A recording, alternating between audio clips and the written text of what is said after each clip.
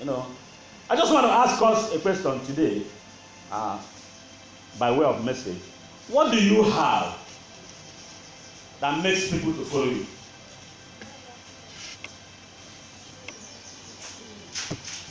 What do you have that makes people to look for you?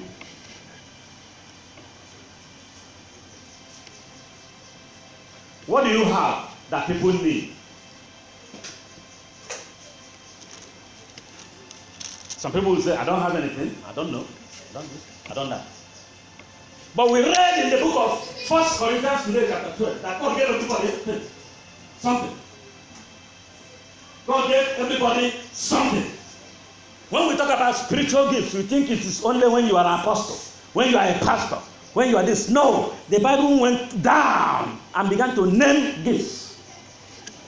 Thousands of them, gifts. Gift is not only until you can preach. Gift is not only until you can prophesy. That is not the end of spiritual gifting. Everything that you can do, that God has given you ability to do, is from God. James 1:7 says, everything good that we have received comes from God. But we keep those things inside of us, sit on them, eat on them, sleep on them, and the things lie dormant. And then the day we measure 6 feet, we don't go. And then they write on our toes, this is a very great man, very illustrious son, good man. Why not your man? Omera. And people by your right and by your side are going hungry on a daily basis. Highly anointed man of God. That's what we see. No wonder, the grave, remains the richest place. Still, no place else has beaten the graveyard in richness. Because the people that God made in His image and likeness, the people that God has given power and authority, the people that God has given gifts, wonderful gifts, have failed to develop them, to use them, to better the lives of people, to glorify God. What do you have that people need? You have something. What is it?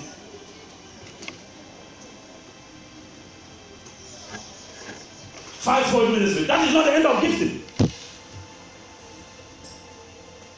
These ones are just special office set aside for a few people.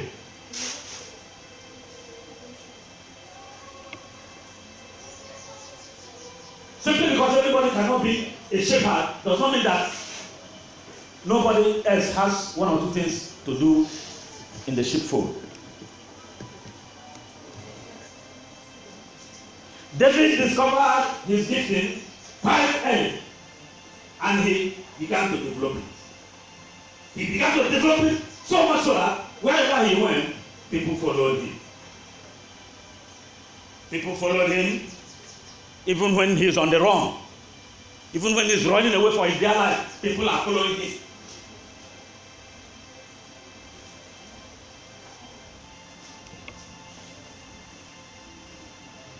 When David was dodging arrow here and there from Saul, he still commanded a great fellowship. Because he was able to do what? To develop. He was able to recognize the gift that God has given to him. David was not a pastor, but we are hearing his name today. David was not a prophet, but look at his name everywhere, every day, every time. Because he recognized his gift and used it to do what? To serve God and to serve humanity. And that is the essence of our being here. That is the essence of our being here. Every other thing is down. I told you earlier in the day that what you need is one thing. You can want 1,000,001 things. If they take what you need, you are empty. If they take what you need from you, you can have all the things in the world as one. But that thing you need, if it's taken away from you, you are gone. Or what you have is sawdust, chaff. So many of us have so much, but we miss the intent. And the people we think have so little are the ones carrying the main thing. Jesus was telling Mary, what matter? He said, yes, you are doing well in trying to serve me. You do well in trying to make me comfortable. You do well in trying to make sure I don't lack anything. But you have missed what you need. You are missing what you need most. The good thing about what you need is that when you have it, nobody can take it away from you. You are the only one who can take it from yourself and discard it. And that is what we have chosen to do as Christians, as churches, religious people. Martha was as close as Mary to Jesus. But the time came, Martha chose the other things that was not needed. And Jesus told him, it's good what you're doing, but you need one thing that is more important than what you are running about doing. Because when you have it, nobody will take it from you. What is that thing that God has deposited inside of you that you need to use to serve Him and to serve humanity and make this world a better place? It could be just one little thing. It could be one mighty thing. Gifts. And we were reading, and we were reading, and we were reading. 1 Corinthians chapter 12. And we have already read the gifts. And it was telling us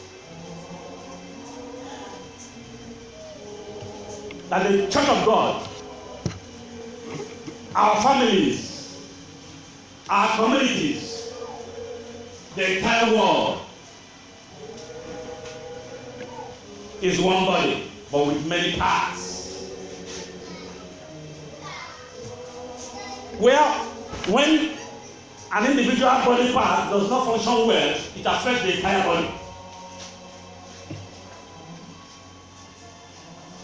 Where the most important part, as we see, becomes the least important, and the least important becomes the most important. So many of us think that in the church, if you are not a pastor, then I don't matter. If I'm not the apostle, if I don't prophesy, if I don't do this, if I don't see this, I don't see that, I don't matter. No. God doesn't see us in that light. God wants you to use that which He deliberately. Remember, He knows you. He knew you. Well, before you entered your mother's womb, He knew you and He gifted you. He told Jeremiah, before you were conceived, I knew you. I made you a prophet.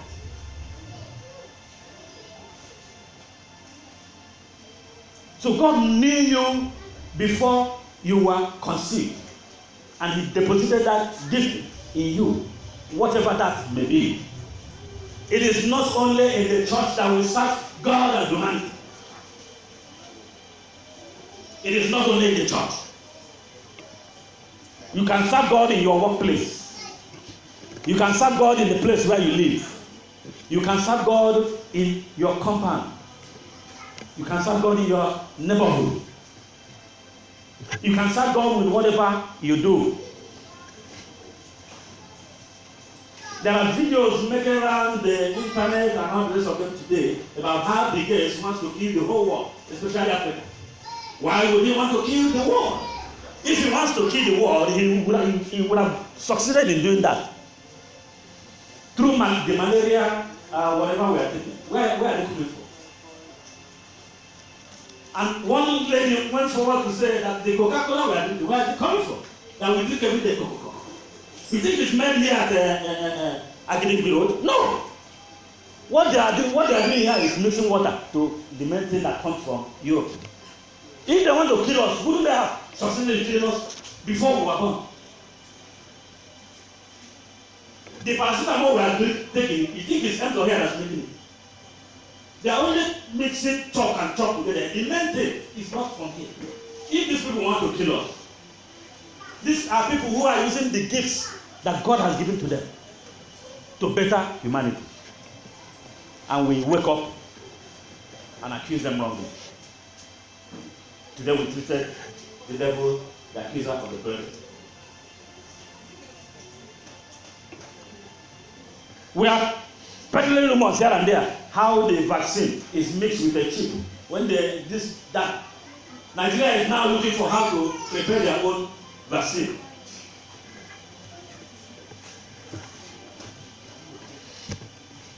Our doctors and scientists want to verify what they didn't know, how it started, what it contains. They want to verify before we can use.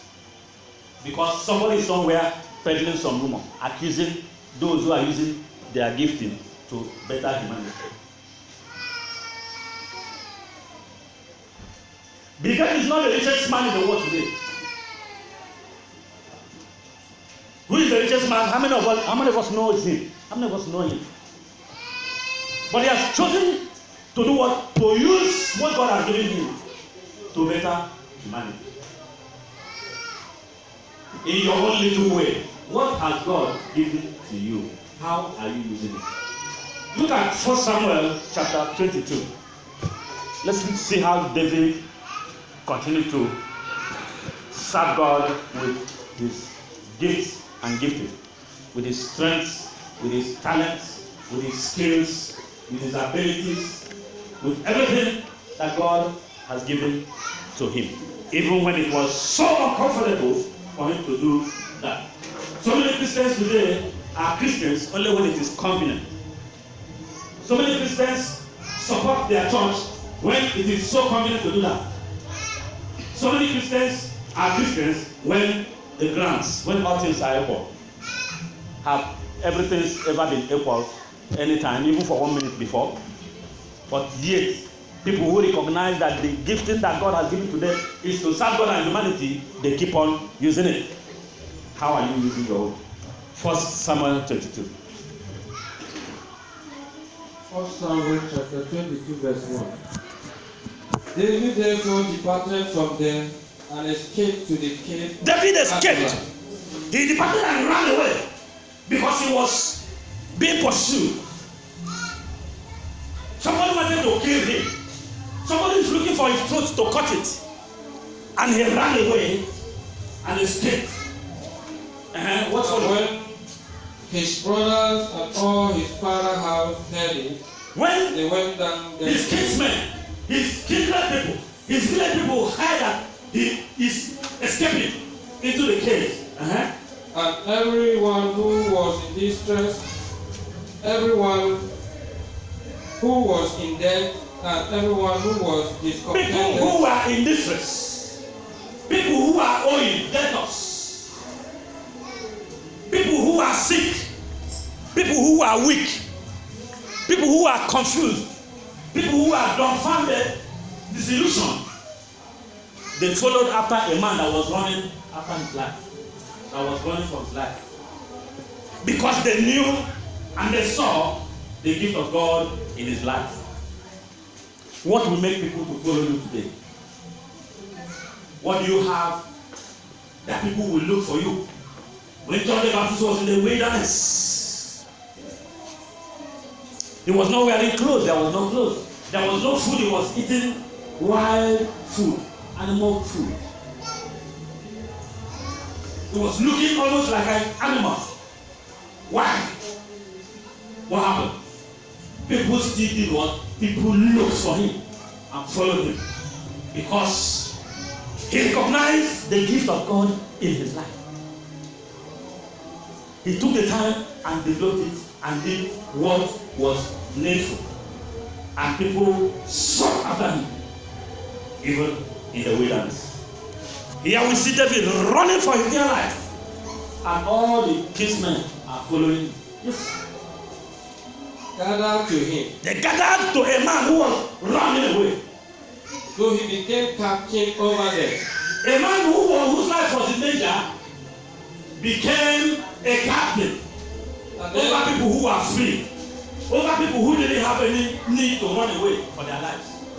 A man who was looking for a means of escape, who was looking for where to go and hide so that they will not see him and kill him. He continued to do what? To lead. David recognized the leadership ability, the leadership capability that God has put inside of him, and he utilized it very well. Even while he was keeping sheep, he knew there was something inside of him. Even when he was anointed a king, and yet another man was occupying the office, he humbly quietly went back to the bush and kept keeping sheep. Some of us today, the moment God uses us for 1 minute, you prophesy. Now me prophesy say go back to. Now me prophesy say if make you cancel that job, otherwise you go get accident. But this man quietly went back to the bush and kept fighting animals, kept fighting the bears and all the rest of that. What has God deposited inside of you that people need? One man of God I know used to tell me that I have 4 people need. And you see, and so he put his shoulder. I have 4 people need. I have 4 people need. Who gave you what people need? That's making you to lift up your shoulders.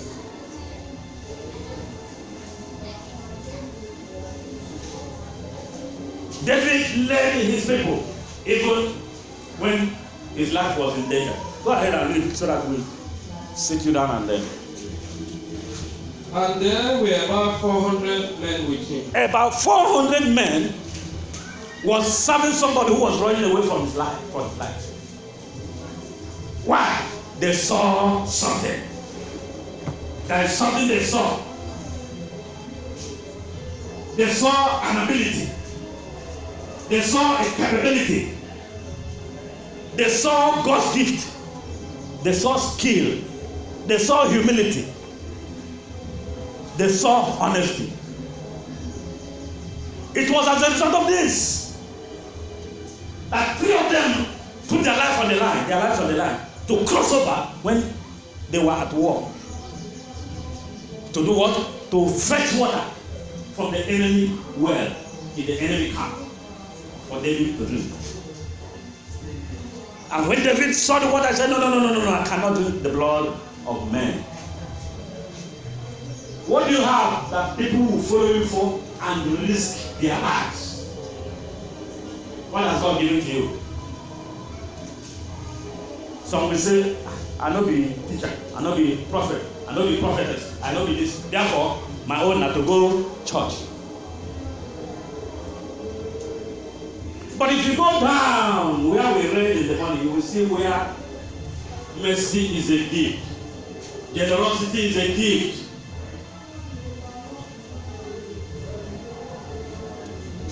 Encouragement is a gift. Smile. You smile to people who are sad. These are all gifts. You can clean the church. That's a gift. One CEO, a lady, was so devoted, so devout, so much so that she didn't bother to join the high class of the societies in the church. Very beautiful, very rich, very well positioned. She chose to join those who will keep on mopping the floor.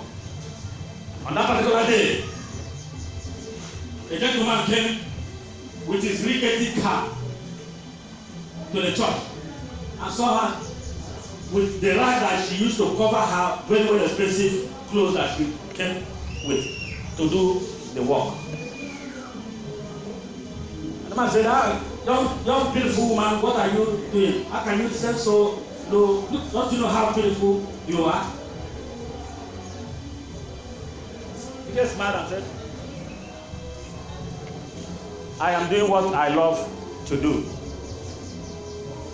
The man said, no, you are more than this, you are more than this. You are more than this.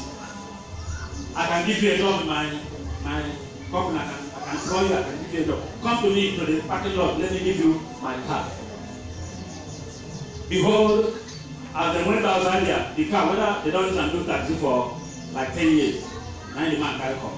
He boldly walked to the car and opened the rickety car and brought out a car. Behold, he was ordinary a salesman and gave the lady her card. Come and meet me, ma'am. The lady collected it and said thank you and put her in her pocket and brought out her automatic key and made and the Ferrari over there began to open. This one open from inside. This one open from inside. The boat open. This one open. And she went inside and took her own card and gave the man. And behold, she was the CEO of a very large conglomerate.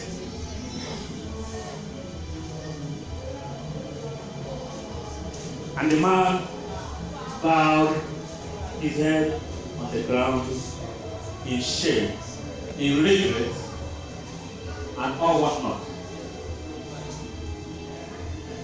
And today, that was how that man came to humble himself and began to do what? Serve God with a clean hand. God doesn't care about your position. God is not after your position.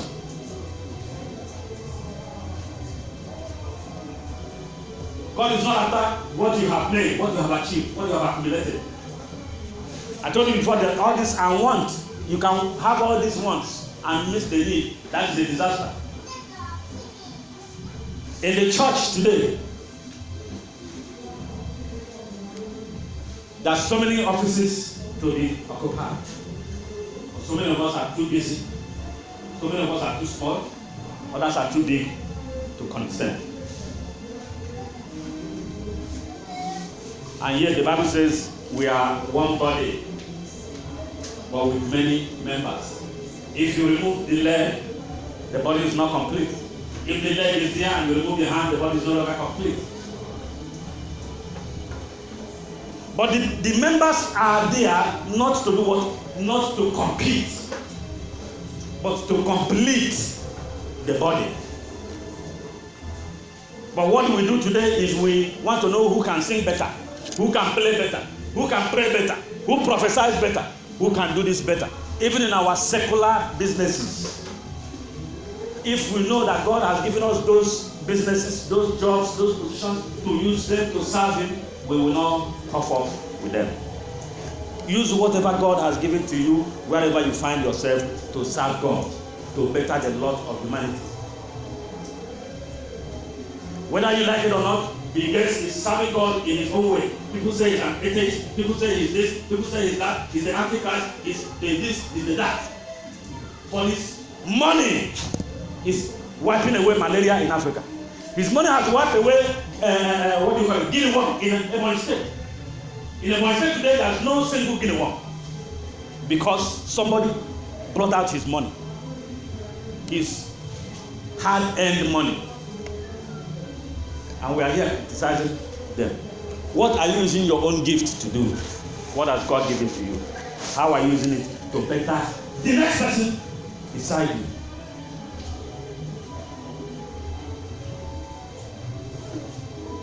Some of you need 10 million, but somebody has need of 10 naira and you cannot give to them. We used to hear of a man who went to the mountain to pray for conquest of millions. He went to the mountain and he was praying, big man prayer. No quiet prayer, he wants to hear. He was praying.